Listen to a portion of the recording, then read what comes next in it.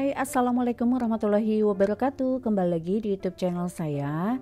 Nah teman-teman, sudah di penghujung akhir bulan Mei 2022.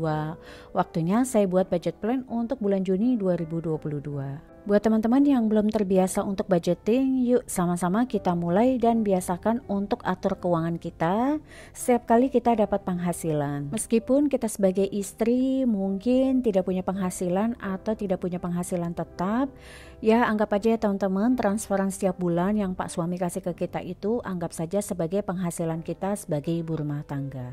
That's why kita sebagai ibu rumah tangga harus pintar-pintar dalam mengatur keuangan. Karena kalau nggak kayak gitu, setiap kali uang yang dikasih sama Pak suami nih selalu habis begitu aja nih. Nah teman-teman, kalau ditanya nih apa sih fungsinya kita membuat budgeting atau membuat anggaran rumah tangga? Banyak ya teman-teman. Nah diantaranya budgeting itu bisa membantu kita untuk mengendalikan pengeluaran.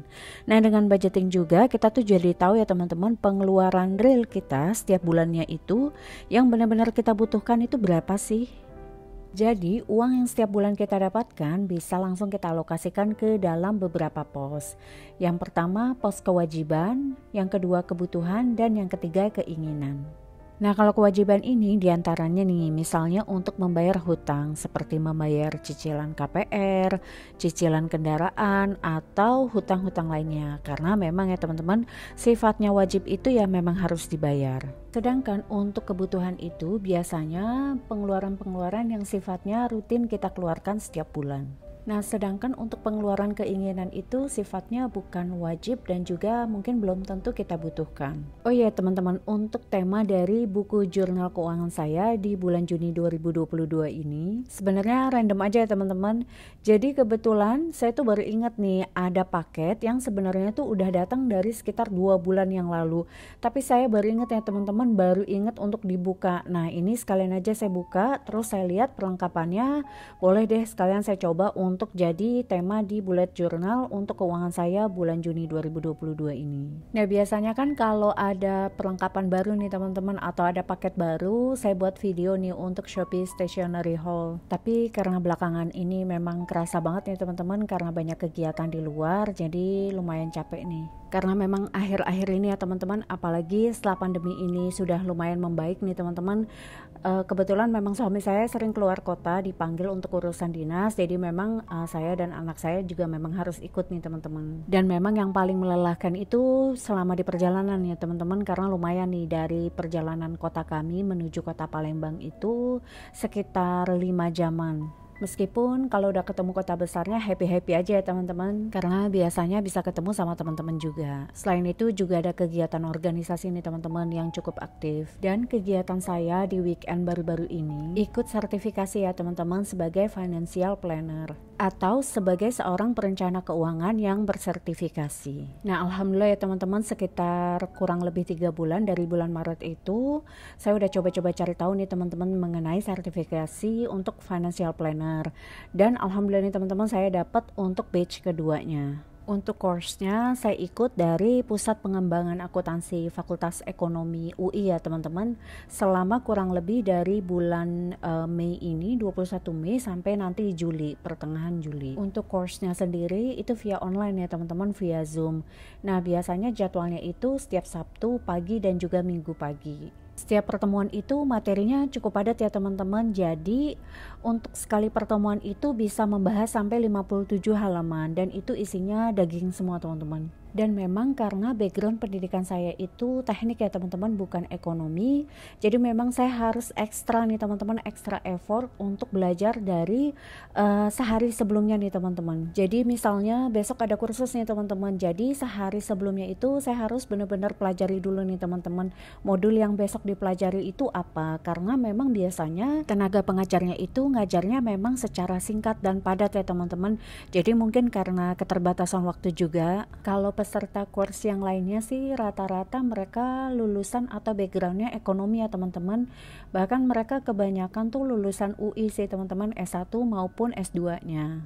Meskipun ada juga nih teman-teman beberapa kayak saya, jadi mereka tuh backgroundnya teknik. Mereka juga tetap ambil sertifikasi untuk financial planner nih teman-teman. Buat saya pribadi nih teman-teman yang bahkan dari SMA sekalipun ya teman-teman gak ada pendidikan atau background sama sekali ekonomi, rasanya cukup sulit ya teman-teman untuk menelaah kalimat-kalimat atau rumus-rumus atau istilah-istilah ya teman-teman yang berhubungan dengan ekonomi. Karena memang ya teman-teman dari SMA sekalipun pelajarannya itu memang sudah ada penjurusan ke arah teknik nih teman-teman. Makanya ini menjadi tugas saya teman-teman untuk extra effort dalam belajar sesuatu yang baru. Ini sama sekali nggak jadi masalah apalagi beban ya teman-teman buat saya. Karena memang saya suka ya teman-teman dengan semua-semua yang berbau dengan finansial.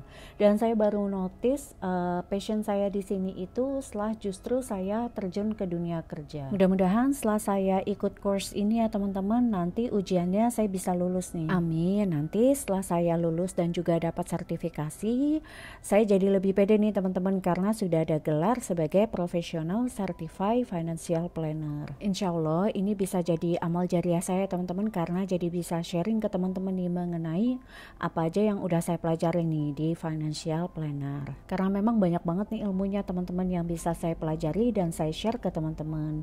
Mulai dari Foundation in Financial Planning, lalu Investment Planning, Risk Management and Insurance, lalu ada Retirement, Tax Planning, and Estate Planning. Nah sepertinya untuk spesialisasinya itu saya akan ambil sebagai financial planner secara mandiri ya teman-teman, atau perencana keuangan secara mandiri. Amin, mudah-mudahan lancar ya teman-teman. Oke, kembali lagi ya teman-teman ke budget plan saya di bulan Juni 2022 ini. Nah, untuk monthly budget saya di bulan Juni 2022 ini, yang pertama ada token listrik. Di sini saya punya budget 1 juta rupiah. Untuk SPP sekolah anak saya 656.500 rupiah. Lalu SPP les anak saya 456.500 rupiah. Lalu ada dana pensiun lembaga keuangan atau DPLK yaitu sebesar 352.000 rupiah. Lalu ada arisan kanwil sebesar 150.000 rupiah, gaji bulanan ART 700.000 rupiah, ada subscription sebesar 200.000 rupiah, lalu ada biaya admin rekening 23.000 rupiah. Totalnya untuk monthly saya di bulan Juni 2022 ini yaitu 3.538.000 rupiah. Selanjutnya untuk pengeluaran seperti zakat, infak, sedekah dan juga ke orang tua itu nggak saya share ya teman-teman ke sini karena sifatnya pribadi. Selanjutnya untuk weekly budget saya di sini ada kategori groceries, budgetnya masih sama 1.500.000 rupiah. Lalu ada belanja mingguan, budgetnya 500.000 rupiah. Ada laundry, budgetnya 140.000 rupiah. Untuk aqua galon 225.000 rupiah. Lalu yang terakhir ada gaji harian ART, budgetnya 310.000 rupiah. Totalnya yaitu 2.675.000 rupiah. Selanjutnya untuk sinking fund, nah yang pertama ada emergency fund ya teman-teman. Ini saya satukan aja ya ke dalam kolom sinking fund. Budgetnya juga masih sama yaitu 100.000 rupiah. Nah lagi-lagi ya teman-teman, untuk emergency fund ini bukan emergency fund untuk keluarga, tapi ini sifatnya untuk saya pribadi. Lalu yang kedua ada health fund, di sini budgetnya masih sama 100.000 rupiah. Selanjutnya untuk self care fund budgetnya 700.000 rupiah. Untuk gift fund budgetnya 300.000 rupiah. Lalu untuk holiday fund, nah ini ada perubahan ya teman-teman. Kalau bulan sebelumnya itu saya budgetkan 100.000 rupiah. Untuk bulan ini dan seterusnya ya teman-teman, budgetnya yaitu 300.000 rupiah. Untuk Korsa Kanwil budgetnya 200.000 rupiah, school fund budgetnya 200.000 rupiah, online groceries 100.000 rupiah, miscellaneous fund budgetnya juga masih sama 50.000 rupiah, dan yang terakhir entertain fund, di sini saya punya budget masih sama yaitu 50.000 rupiah. Sehingga total untuk sinking fund dan juga emergency fund saya di bulan Juni 2022 ini totalnya yaitu 2.100.000 rupiah. Untuk halaman selanjutnya saya mau buat spending tracker ya teman-teman. Seperti biasa untuk tabel-tabelnya ini saya buat dari potongan kertas ya teman-teman. Yang pertama ada monthly spending tracker, yang kedua kedua ada sinking fund spending tracker, lalu yang ketiga ada weekly spending tracker. Nah, karena di bulan Juni ini ada 5 minggu, jadi saya tempelkan ya teman-teman, untuk tabelnya ini ada 5. Oh ya, kemarin ada yang nanya di kolom komentar, untuk pengeluaran setiap harinya atau setiap minggunya itu ditulis di mana ya? Nah, ini ya teman-teman, di weekly spending tracker ini kan sudah saya buat per week ya, atau per minggu. Nah, jadi setiap pengeluaran per kategori itu saya masukkan ke dalam kolom-kolom tersebut. Selebihnya detail untuk pengeluaran sinking fund itu saya pakai kertas tambahan ya teman-teman. Selanjutnya tinggal dirapikan aja ya teman-teman. Untuk bagian sisinya seperti biasa, ini saya kasih washi tape ya teman-teman di bagian tepinya supaya terlihat lebih rapi. Oke teman-teman, selesai sudah untuk budget plan saya di bulan Juni 2022 ini.